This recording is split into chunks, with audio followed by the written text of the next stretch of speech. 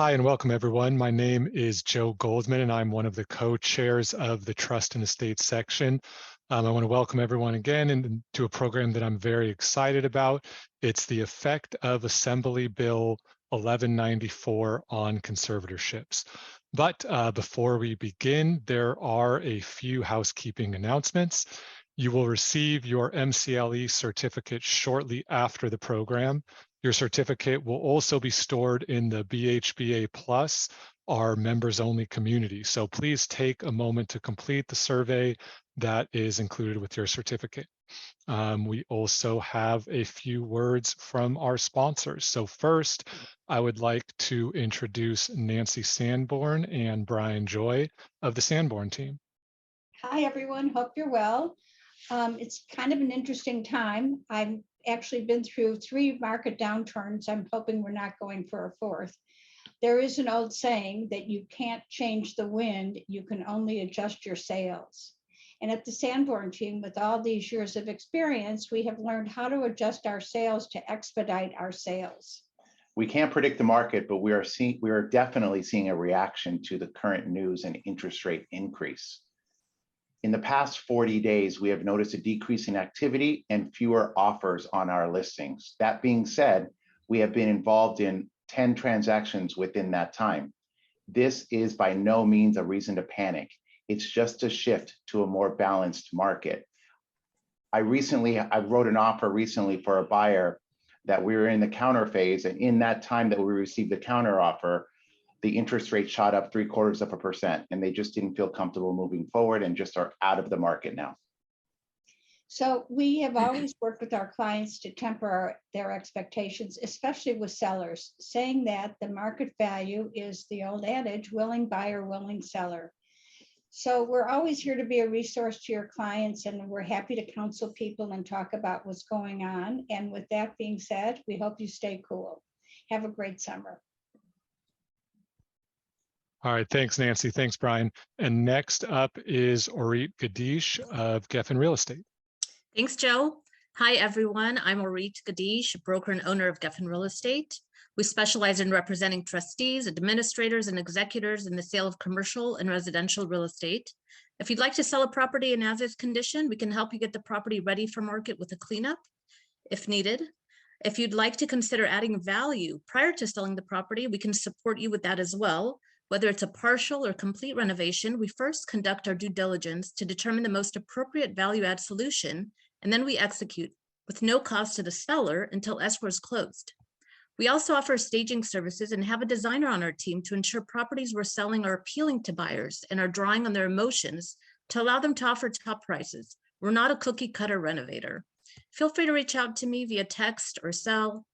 My number is in the chat box, and enjoy your program. Back to you, Joe. Thanks so much, Orit. And thank you, Nancy, Brian, and Orit for your continued sponsorship of the program or of the section. So speaking of which, the Trust and Estates section is also sponsored by Glen Oaks Escrow. Marcine Klein is a full-service escrow officer specializing in probate, trust sales, conservatorship, and both court and independent administration of estate act transactions. On a daily basis, Marcine works to ensure that even the most challenging escrows close smoothly and that her clients are happy or beyond happy with their experience at Glen Oaks Escrow. Next is California Title Company. California Title Company provides comprehensive and timely title insurance protection for home buyers, including first-time home buyers, sellers, veterans, and military personnel, seniors, real estate agents and brokers, mortgage lenders, and commercial real estate professionals. Last but certainly not least is Manufacturers Bank. Simplify your banking, let Manufacturers Bank do it for you. Manufacturers Bank has a dedicated trust and estate banking team with the experience to handle all of your banking needs. Contact Brian Flores, Vice President and Senior Relationship Manager, for more information.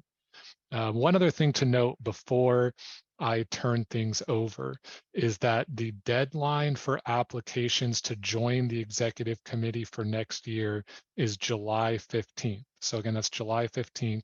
And I can tell you firsthand how rewarding this experience has been being part of the executive committee. So if you have any interest or you know anybody who might have any interest or any questions, please don't hesitate to reach out and do so sooner rather than later. Okay, next up, I will hand it over to Courtney Patton for legal updates. Good afternoon. The first case that I have for you today is Bruno v. Hopkins, Court of Appeal case H044960, 6th District, filed June 13th, 2022. In this case, Lynn Bruno filed suit against her mother, individually and as trustee of a family trust, and her two sisters, alleging that they had forged trust instruments, purporting to divide her parents' estate upon her father's death. Following a trial, the trial court entered judgment in favor of the respondents after determining the trust instruments were not forgeries. On respondents' motion for attorney's fees, the trial court ordered Lynn to pay $829,000, finding there was no merit to the position that Lynn pursued at trial, and that Lynn had acted without basis in filing any of her claims. In addition, the court ordered Lynn to pay over $96,000 in costs. On appeal, Lynn argued that the trial court issued the attorney's fees order in error. Specifically, Lynn argued that the trial court's jurisdiction was limited to property of the trust estate, such that she could not be personally liable for the attorney's fees over and above her interest in the trust, and that because she had acted reasonably and in good faith, there was insufficient evidence to support the issuance of the fee award. The Court of Appeal affirmed the trial court's decision, finding that a trial court has jurisdiction to order a trust beneficiary to pay attorney's fees in an amount over and above the beneficiary's interest in the trust. The next case that I have for you is Welch v. Welch, Court of Appeal case B311507, 2nd District, filed May 31st, 2022. In this case, Patricia Welch died amid dissolution proceedings with her husband, Freeman Welch. Prior to her death, the couple executed a marital settlement agreement, which was submitted to the family court by Freeman as part of his proposed judgment. Before its entry, Patricia died. The family court entered judgment dissolving the marriage. However, 2 years later, the appellate court voided, vacated, and set aside the judgment because the family court had lost jurisdiction upon Patricia's death.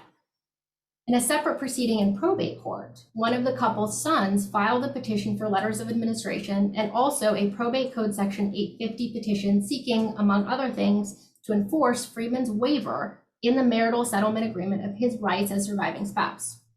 The probate court denied the son's 850 petition and petition for letters and granted Freeman's petition for probate. The appellate court reversed the probate court's order and held that the marital settlement agreement did affect a waiver of Freeman's rights as a surviving spouse. The court found the parties had intended the marital settlement agreement to be a complete property settlement, which by statute was a waiver of all rights Freeman had in Patricia's estate. The court also found the parties are not required to identify the property settlement as partial or complete or use any specific language to achieve statutory waiver. And with that, I will turn it over to Andrew to introduce our speaker. Thank you, Courtney. It is my pleasure today to introduce Peter S. Stern. He is a certified specialist in estate planning, trust, and probate law. He practices law in Palo Alto, where he emphasizes estate planning, conservatorship practice, special needs planning, and elder law. He has undergraduate and graduate degrees in history, and he taught in the history department of Stanford University before moving to law. He received his JD from Stanford Law School, and he is a member of the American College of Trust and Estate Counsel, for which he chaired the Elder Law Committee from 2018 through 2021, and he is a former chair and member of the Trust and Estates Executive Committee of the California Lawyers Association. So with that, I will turn it over to Peter for his presentation on the effect of AB 1194 on conservatorships. Andrew, thank you very much. I am searching now for my, here we go.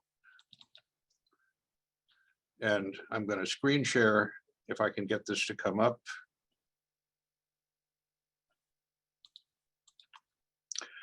and I'm not getting it to come up. So forgive me, folks, this may take a second. I don't know what the problem is at work. Great in practice.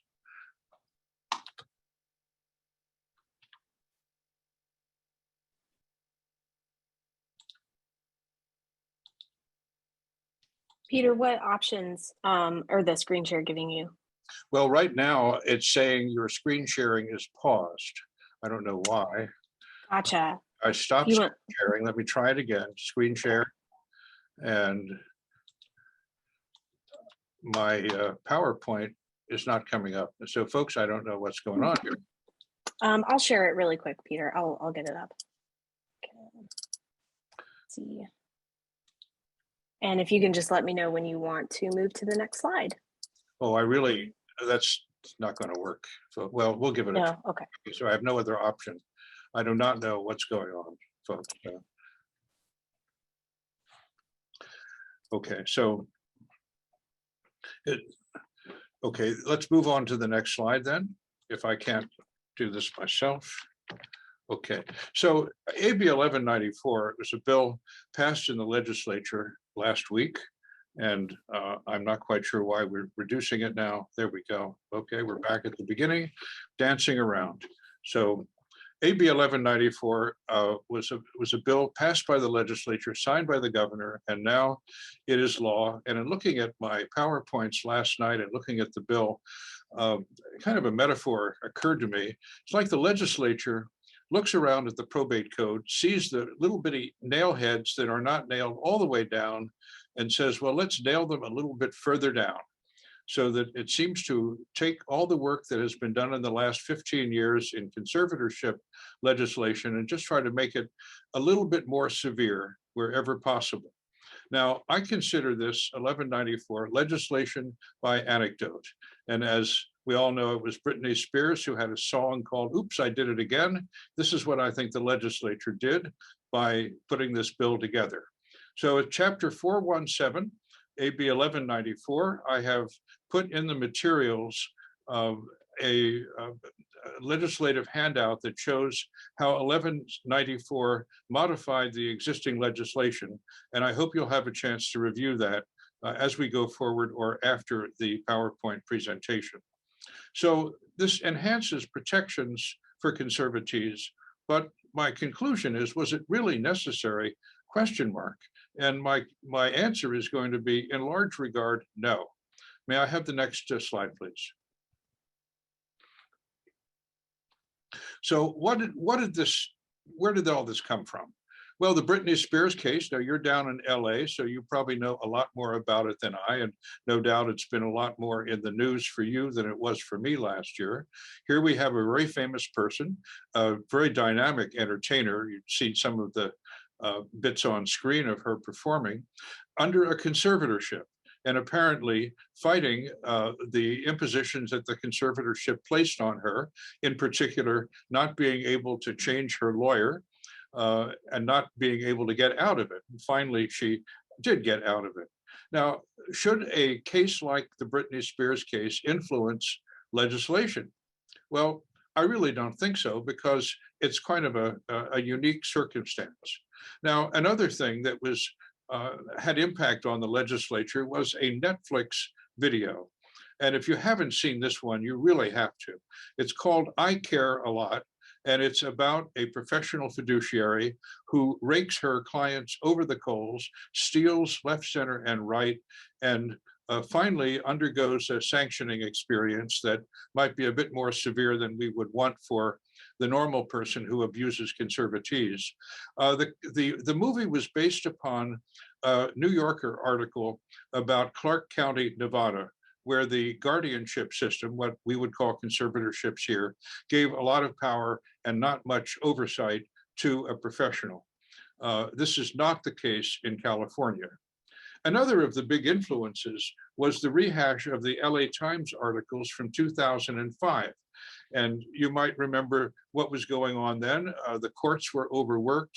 People were being placed under temporary conservatorships without due process, and the court was not acting to protect them. Also, there were references, and I put this together based on the legislative analyses that appear in the legislature, the studies that are done in the Assembly and the Senate, so you can see what kind of things influence them. Also, there was a reference to a Santa Clara County matter, one case that led to some reform here of the way forms can be charged by professional fiduciaries. Next slide, please.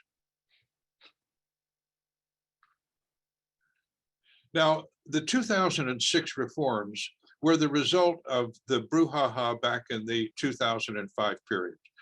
There was a package of bills that introduced a number of changes both to the probate code and also to the business and professions code. There was a creation of the Professional Fiduciary Bureau and a regulation of professionals that provided guidelines for how to sanction professionals, how to license them, and essentially a system that has been worked out pretty well since it was implemented in 2006. There was a substantial overhaul of temporary conservatorships as part of the 2006 reforms, so that it would become much more difficult to go into court, get a temporary conservatorship, and be able to take property away from a conservatee without due process. As has been the practice in court in conservatorship reform over the last couple of decades, whenever it is necessary to modify the law, the legislatures turn to the court investigators and give them enhanced duties to have more scrutiny on the conservatorship process. And in the 2006 legislation, what happened is that the court investigators were given the duty to report more thoroughly, to investigate at a deeper level than they had before, and to go back at the end of 6 months and then 1 year and then 1 year after that in order to do their investigation to make sure that conservatees were not being abused. Also, there was a substantial increase in regulation of trying to move a conservatee out of his or her residence so that it would become more difficult to get an order to move someone, and it would require, under the new law, the notice given before and then after moving the conservatee, so the family would know what was going on. And there was one other thing, a new section 1051 was added to the code to permit ex parte communications. And this would then give family members or anyone with a cause to complain an opportunity for someone to come in and file a complaint with the court that would then be turned over to the court investigators for investigation. So all of these were part of the system put in place after 2005. Let's go to the next slide and we'll see what happened. So the courts beefed up their investigation offices. In Santa Clara County, we went, I think, from 7 or 8 court investigators to 14. They hired more probate examiners, and they had a funding package of over $17 million to try to pay for this. Governor Schwarzenegger said that we will have this reform package, which he signed with a great flourish, and we will fund it. Well, the funding dried up. And in 2011, after the Great Recession, SB 78 effectively said, well, although we have all these great laws on the book, they won't be enforced unless there are funds provided to carry them out. So a lot of the expansion that had been done after 2006 was put on hold. Next slide, please. So this is the starting point when they started working on AB 1194. Well, whatever we have, is it working? Well, it's not working largely because it's not funded. So we hear all these horror stories. Beverly, Britney Spears, the Nevada County, the Clark County cases in Nevada, anecdotes about things going wrong. So rather than take a look, do a study, find out how severe the problem was, or why not simply get the money to pay for all the reforms that had been passed in 2006, they say, let's revamp the whole thing.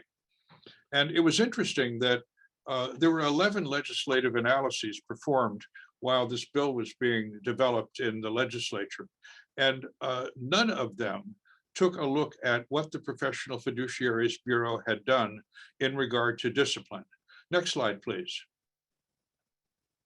So I went back myself and I reviewed the discipline cases from 2010 to 2021. And I found very few cases involving conservatorships. The Bureau each year publishes summaries of the complaints and what its actions were. And there, in the 2020 to 2021 fiscal year, there were 114 consumer complaints. These would be complaints primarily about professional fiduciaries. 95 of them were referred for investigation. The complaints themselves are confidential. Next slide, please. So I found that in last year, there were 3 cases where a fiduciary was sanctioned for practicing with an expired license. There were 2 cases where the fiduciary surrendered a license, and I took a look at those cases, and they were trust cases, and they involved rather egregious breaches in trust administration. Sanctions were carried out. People had surrendered their licenses and ceased to be fiduciaries and had to pay fines. The reports that the Bureau puts out are pretty thorough. You can read online the actual account of the complaints, and they're very detailed. There were no cases that I found that they disciplined where there was report of conservatee abuse. Next slide, please. So what I'm going to do in the next couple of PowerPoints is just give you an overview. The point of this is to help you in reviewing the law itself, and then we'll come back and look at each of the sections and see how it fits. One thing I wanted to point out, and I included in the materials, the Welfare and Institution Code sections 15610 to 15610.70. And that's out of the Elder Abuse and Dependent Adult Civil Protection Act, defining elder abuse. And I want you to have a good look at them when you have time, because essentially the ADACPA statute has been married into the probate code, and where there are acts of elder abuse that can be confirmed by a fiduciary, either a layperson or a professional, then that becomes a sanctioning offense. Sections 1 and 2 of the law amend the Business and Professions Code relating to the Professional Fiduciaries Bureau. And when we talk about those, I'll point out that it's an example of what I said earlier in my metaphor. We had the nail already in the wood, and they hammer it down just a little bit further. Section 3 amends the ex parte statute, mandating reporting to the Professional Fiduciaries Bureau when the court takes certain actions. Section 4 simply adds a section mandating a study. And my thought is, well, why not do the study and then do the legislation instead of doing the legislation and then doing the study? There are some notice changes in section 1460 in section 5 of the Act, and then a very major change in section 6 dealing with representation of conservatees by attorneys. Next slide, please. The next 4 sections amend the court investigation provisions. We'll talk about those in some detail. Section 12 adds a new concept, a whistleblower section, 1851.6, giving any interested person who is entitled to notice, who knows about abuse of a conservatee, the right to petition the court to investigate abuse. Now, I have not seen any of those petitions yet. Technically, that section is suspended unless the courts decide to implement it because of lack of funding. Sections 13 through 16 of the legislation amend the provisions relating to terminating a conservatorship. Next slide, please. Section 17 has sanctions. It adds a new probate code section, 2112, and it creates financial sanctions for abuse as defined in the Welfare and Institutions Code by either a professional or a lay conservator. So this is one where you have to be careful if you're advising conservators, if you're the attorney and your clients are either professionals or lay people, make sure they understand the standards they're going to be held to. But no one is probably going to be abusing a conservatee intentionally, but the appearance may cause the problem.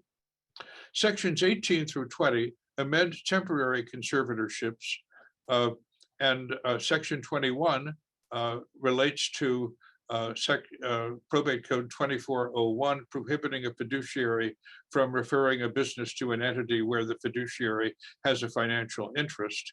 And Section 22 amends the accounting statute. Next slide, please.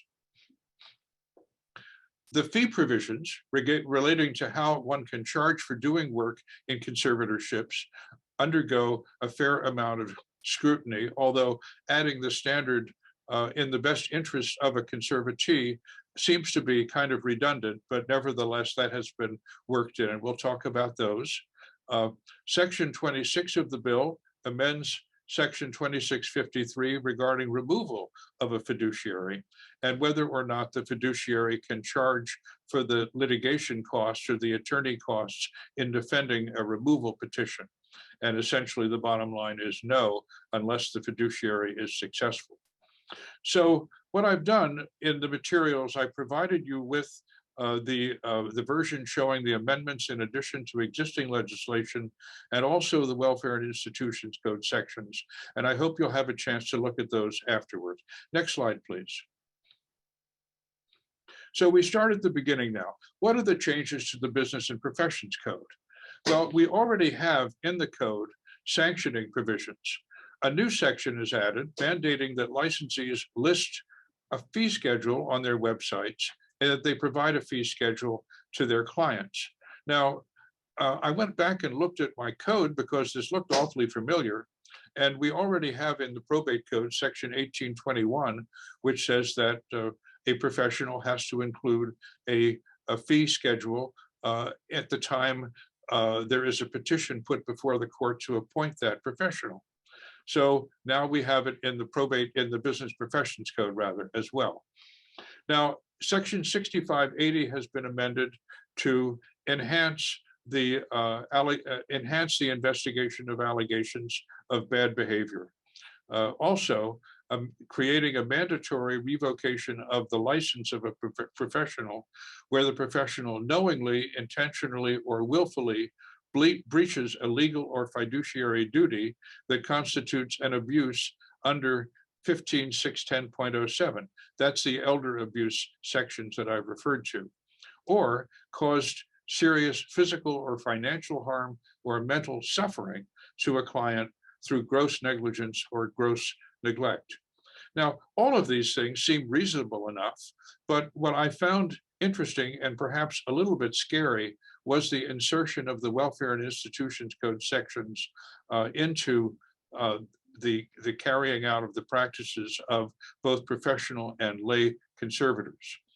Probate Code section 1051 has been amended. That is the ex parte communication section to make mandatory a report by the court. So if the court imposes penalties on a professional, the court has to make a report to the Professional Fiduciaries Bureau of whatever the sanctioning is that the court has put in place. Next slide, please. Now, the changes to the provisions for counsel for conservatees are major and worth taking just a few minutes to go through in some detail. They're all in Probate Code section 1471. And if you do conservatorship work, you represent either conservatees or conservators, you're very familiar with this part of the legislation. Right off the bat, it makes mandatory the appointment of counsel for all conservatees. So if anyone comes to court having been the subject of a petition for appointment of a conservatorship, that person does not have an attorney, the court will appoint one, whether the public defender or private counsel, if that person does not have resources to pay for a private counsel. The conservatee gets to choose the attorney as long as the chosen attorney can provide zealous advocacy. Now, this gets into a debate that we had going in the executive committee of the TexCom, the State Bar Executive Committee, years and years ago. Also, at the time when I was on the Judicial Council back in 06 and 07, we were talking about this problem. I mean, what if you have a conservatee who comes forward with a counsel who has been chosen by the person who has been taking advantage of the conservatee? Should the court then appoint another counsel so that you have two people appointed? There is, after all, a list of attorneys in every county who have qualified to be appointed to represent conservatees. Well, this legislation just comes out and puts it very firmly. The conservatee gets to choose the attorney, so long as the chosen attorney can provide zealous advocacy for the individual. And then the last point is maybe the most important one. There has been an ongoing discussion. What should the attorney for a conservatee do? Here we have a person who, because of being nominated, being put forward to have a conservatorship created, obviously there is some issue with how that person can handle finding food, clothing, and shelter, or managing his or her financial affairs, or avoiding undue influence. Otherwise, there wouldn't be anything in front of the court. So this person may or may not have certain deficits that has to do with whether the person understands what's going on. Should the attorney come forward to the court and explain to the court, after looking at the case and talking to the conservatee and the conservator, what the attorney thinks is in the best interests of the conservatee? Or should the attorney be a zealous advocate for the wishes of that person, whether or not those wishes appear to be reasonable? And that's been the nature of the debate, and that is now answered by the finding in this legislation that the attorney has to be a zealous, independent advocate and has to say what the client wants to do, rather than what the attorney thinks is in the best interest. So the idea of an objective report by the attorney is over now, and the attorney must be a spokesperson for the client. Next slide, please. Now, there are a number of changes to the court investigation role. And it's interesting, the court investigator is always the person that the legislature turns to get more information about conservatorships, to see the person more frequently, to inquire at greater depth about what's going on. So now in 1826, this is what happens at the beginning of a case. The investigator is to gather and review relevant medical records from the primary care physician and other relevant mental and physical health providers. Well, I wonder how this is going down, because I have enough trouble as the attorney for a conservator to get the doctor for the conservatee to write a capacity declaration. Sometimes they do it willingly, sometimes it's quite difficult, and I sometimes have to go to court to get an order to make them do the report. So I don't know to what extent the investigators are being able to gather this information, but it puts an enhanced burden on the court investigators. And the concept of having the information is, of course, valuable, but it's a very heavy task to undertake. Now, Section 1850 has to do with review. That is, after the case has been created and the person is under conservatorship. So 6 months after the case is initiated, there has to be a review. Well, this is already the law, although I can't think of any of the cases I've had, except for where there's trouble going on from the very beginning, where there's a review after 6 months. Now it is being mandated in the revision of 1850. And then there should be an annual review every year thereafter. And at any time there is a review, the court should consider terminating the conservatorship. So this is an interesting add-on. Now, the court investigator always inquires about how the conservatorship is going, what the conservatee wants, whether the conservatorship is being carried out in the best interest of the conservatee.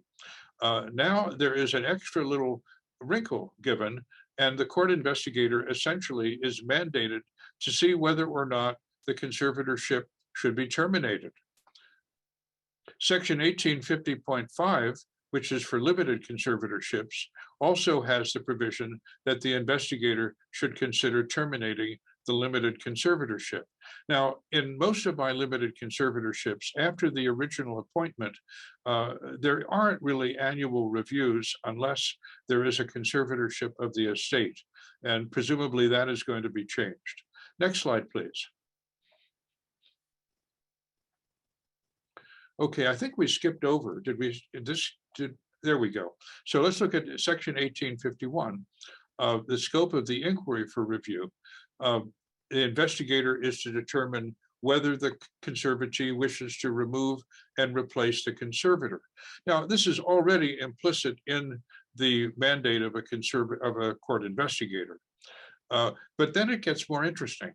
Determine whether or not the conservatee still meets the 1801 criteria.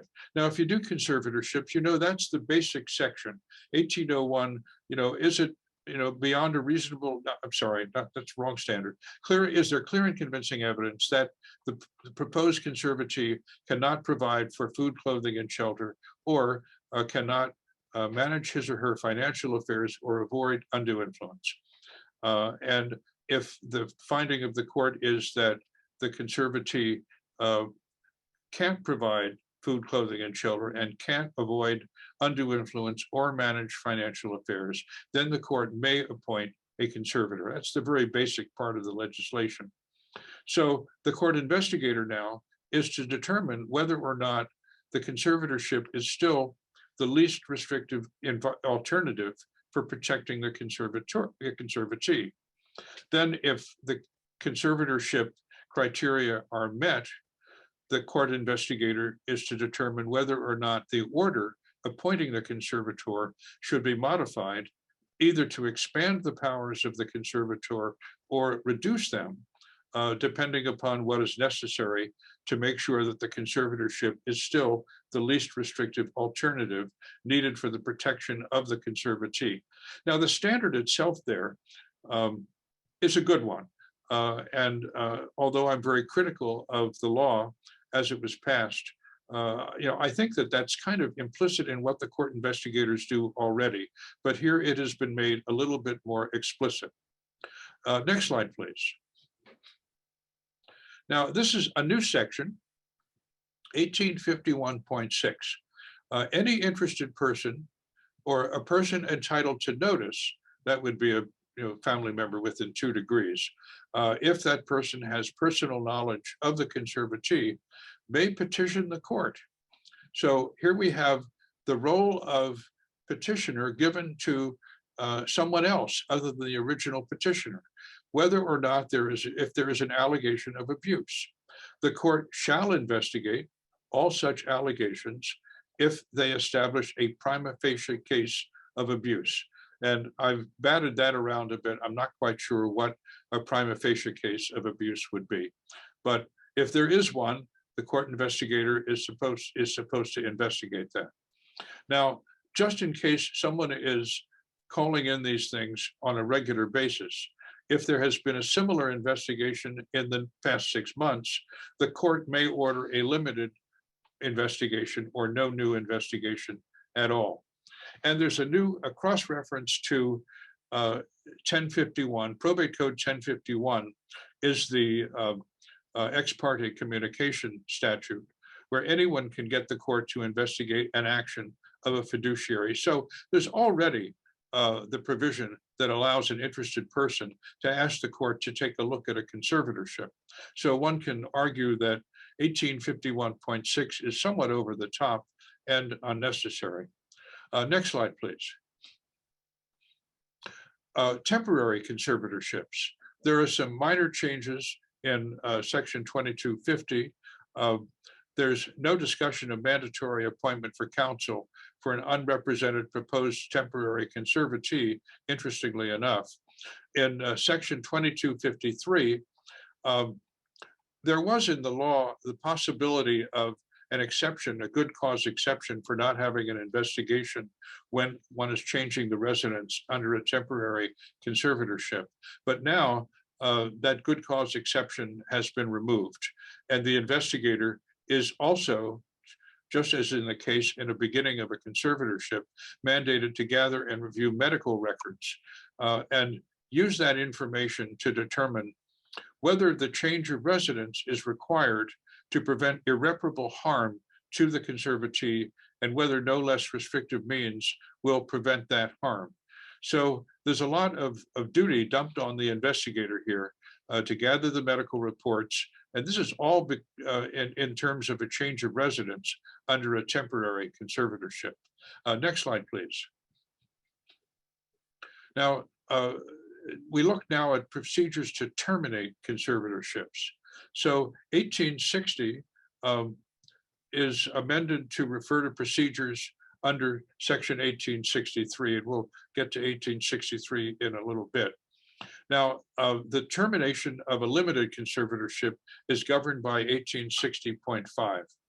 So if there has been a review and the investigator had recommended the termination, but the conservator had not filed a petition, the court gets to order the conservator, well, not gets to, but must order the conservator to show cause why the conservatorship should not be terminated.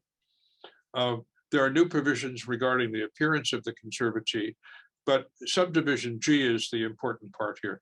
The court shall order the termination unless, so you see the mandate is close it down as the default.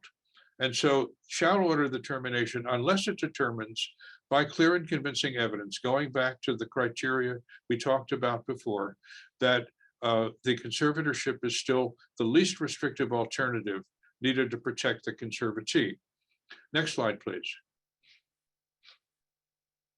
If the court does determine by clear and convincing evidence that the 1801 criteria are met, then the court shall determine whether to modify the powers. So this mirrors what the court investigator is supposed to do in the sections that I've already gone through.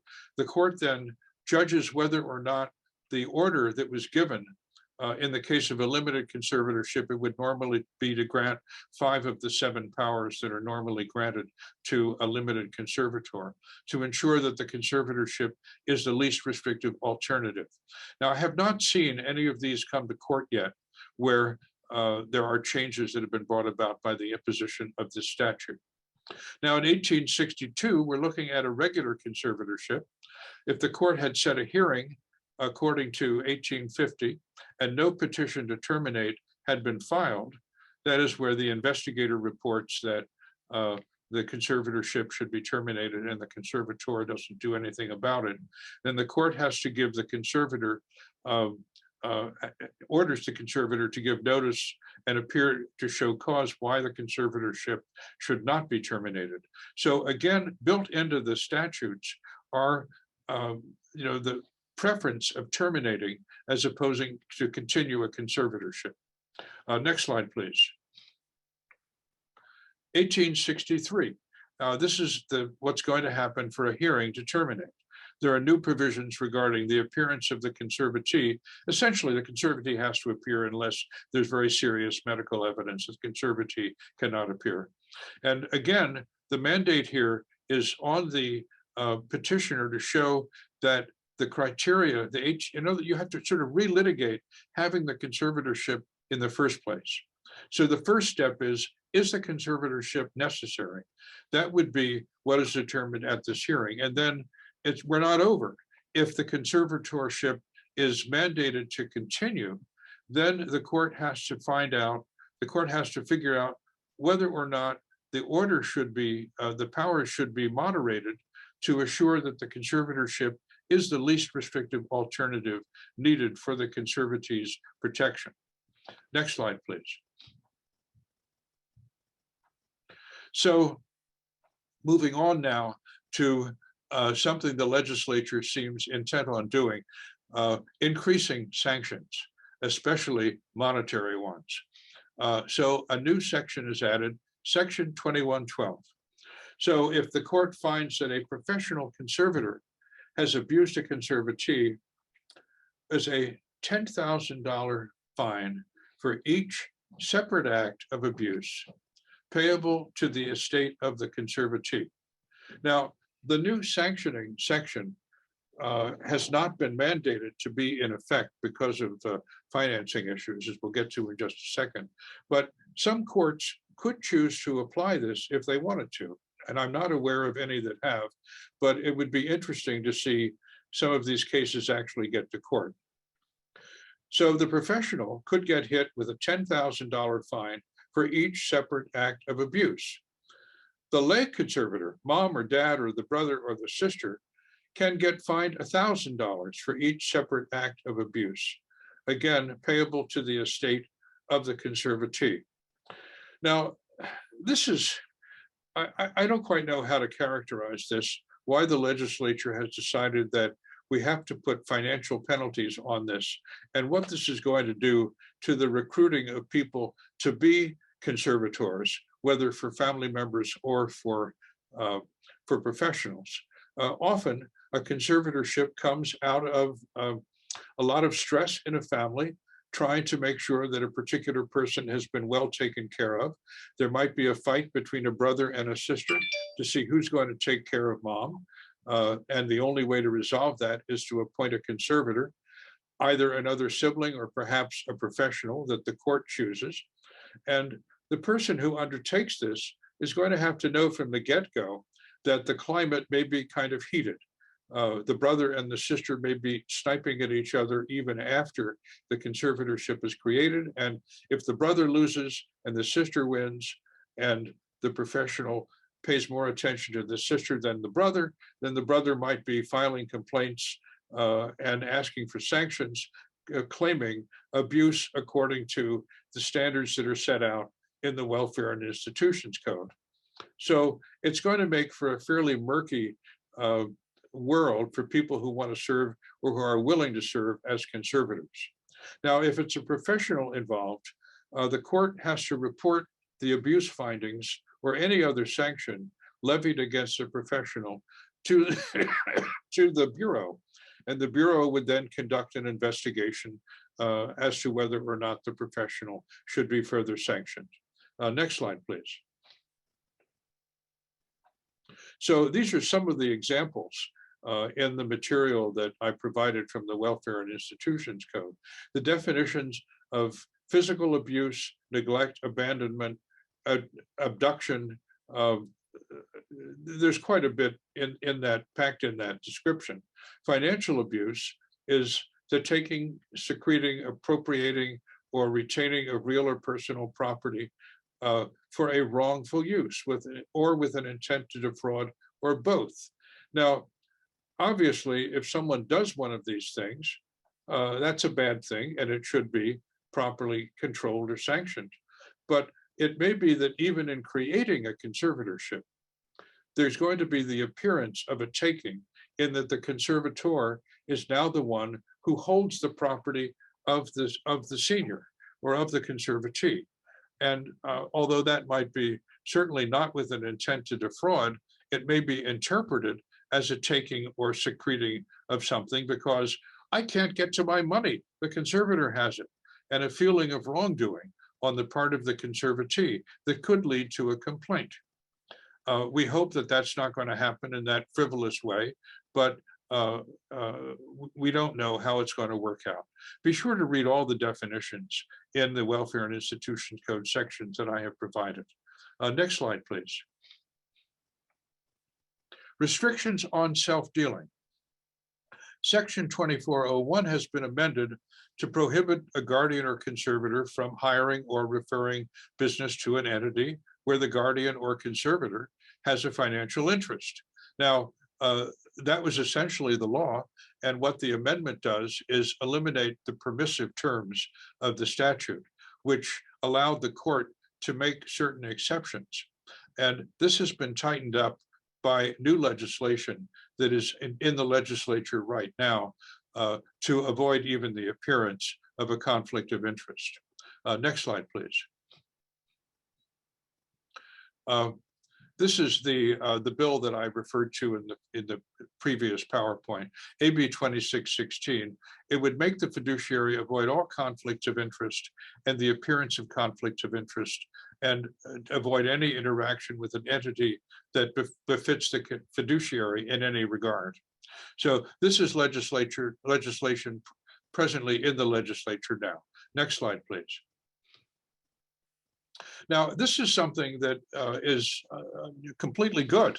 Section 2620 has been amended to eliminate the requirement that professionals have to file or lodge all the account statements for all periods of an accounting. Now, if you do accountings for conservators, you know, one of the things you have to do is trundle down to the court the statement for the most recent period in the accounting, once you've established a conservatorship. But if you're a professional, up to now, you have to present all of the statements for the 2-year period if you're a 2-year accounting on a 2-year accounting schedule. And if you're dealing with, say, a Schwab account or an investment account at Merrill Lynch, each monthly statement might have 20, 25 pages to it. So it's a great hunk of paper that you now don't have to submit to the court. So for this, we thank the legislature for 2620. Next slide, please. Now, the fee sections have all been amended by adding the concept of the best interest as a factor. So in 2623, compensation as is just and reasonable and in the best interest of the ward or conservatee, which makes perfect sense, and one could argue is kind of implicit in the statute. Next slide, please. So 2640 and 2641 have also been amended by adding the same language, in the best interest of the ward or conservatee.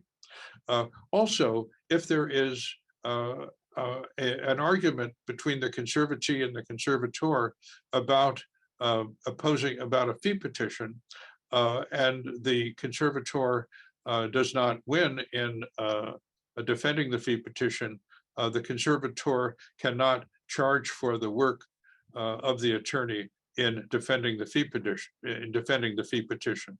Next slide, please. So if there is a removal petition and the court removes the guardian or conservator, the petitioner, that would be the petitioner on behalf of the conservatee, gets costs and other expenses and costs of litigation, including attorney fees. There is no good faith exception that had been in the existing statute. And the guardian or conservator cannot now deduct from or charge to the estate the cost of opposing the petition and would be personally liable for these costs. Now, these are essentially what was in the existing law, but the good faith exception has been taken out. Further, if the court removes a professional for cause, the court reports that to the Professional Fiduciaries Bureau. Next slide, please. So the funding exception, we have all of these changes, and then along with these change, there was a provision added before the bill finally passed and was signed by the governor, so that a number of these sections now have the language added until the legislature makes an appropriation identified for this purpose. The duties are not required. So the court investigation duties are stayed. The ex parte communication, whistleblower section, and the new sanctions are stayed until there is funding. But a court actually is able to enforce those provisions if the court wants to. Now, the changes to the Business and Profession Code, the changes regarding counsel for a conservatee, termination provision, the self-dealing provision, and the fee restrictions essentially are not stayed. So they are in effect now. Next slide, please. So let's do a sort of a pro and con here. So on the plus side, well, we enhance the protections of conservatees. We give counsel a particular duty to speak for the conservatee and not take a position as a guardian ad litem or as a reporter to the court about what's in the best interest of the conservatee. It aligns the duties of a court-appointed counsel with the Business Profession Code section 6068E. The minor change to section 2620, which deletes the requirement to produce all of the statements for the entire accounting period, will make compliance with the accounting rules more efficient. So that's certainly a good thing. And by calling out bad behavior, well, you know, I think it goes well beyond what is necessary to protect conservatees, but it will provide additional tools for conservatee advocates. And I don't know to what extent we're going to develop a cottage industry of litigators who will be there to jump on these cases in order to pursue actions against professional conservators. Next slide, please. So my overall conclusion that this is not really, using the language of the law, the least restrictive alternative that was necessary to protect conservatees in wards. I thought we would have been better off with funding the courts to implement what had been done in 2006 and the modifications that had already been adopted. There had been several changes to protect a conservatee's residence, for instance. Now, the enhanced court investigation duties imposed by 2006, the enhanced scrutiny of temporary conservatorships, the creation of the Professional Fiduciaries Bureau, and the fee restrictions already would have gone a long way to solve the conservatorship problem. As for Britney Spears, I don't know how she would have fared. I mean, she did get the end of her case before this legislation was in place.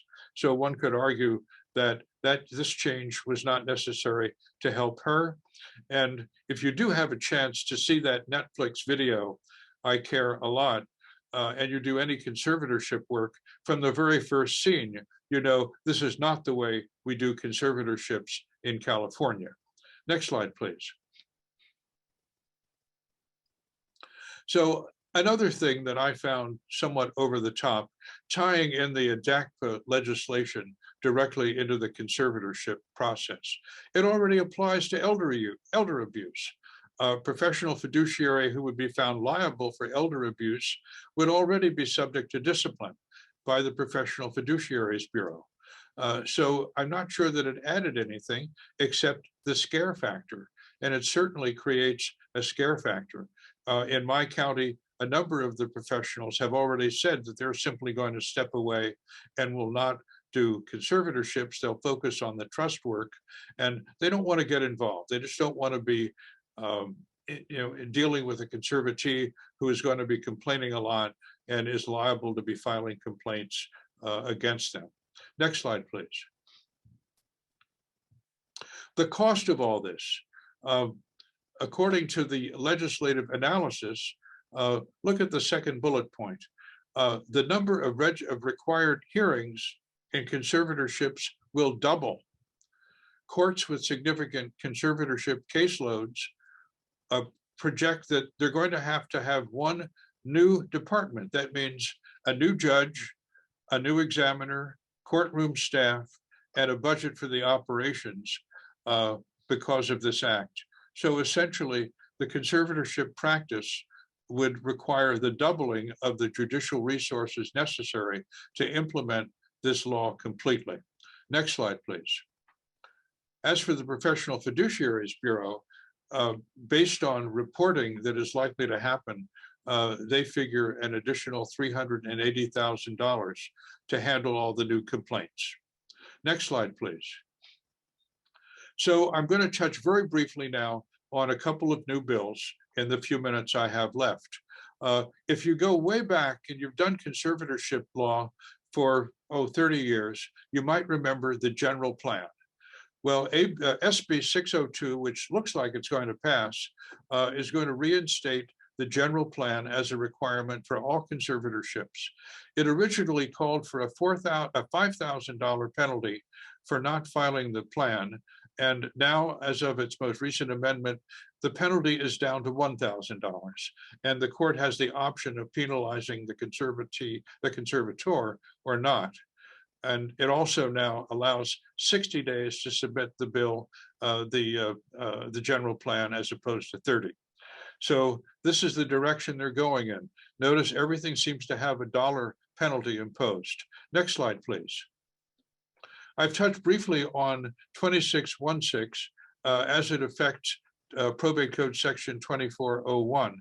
Lowe, who was the proponent of 1194, has brought this bill, and it would implement all of the sections, whether or not there is financing. So if this bill passes, and it looks like it's going to, it was in committee as of a couple of days ago, it is, it's going to be, all the sections I've described will be in force, whether or not there is funding for them. But if you do conservatorships, you might want to spend a lot of time reviewing AB 1663. This is the most interesting of the new bills, and I'm going to say just a word or two about it.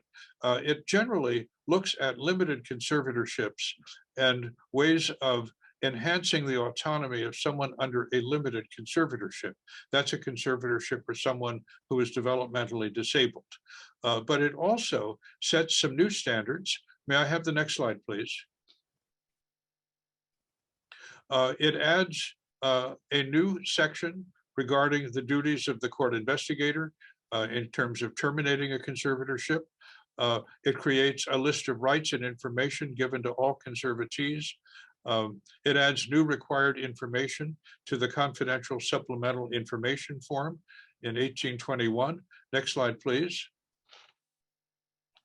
And it also creates in new sections 3950 to 3959, a supported decision-making program for adults with a disability. And there isn't enough time to go through that. This particular piece of legislation is probably worth a presentation all on its own. But if it passes, and right now I'm not sure it's going to, it would create a system for having supported decision-making as an alternative to conservatorships. Next slide, please. Also, there are new rules of court and forms to implement 1194.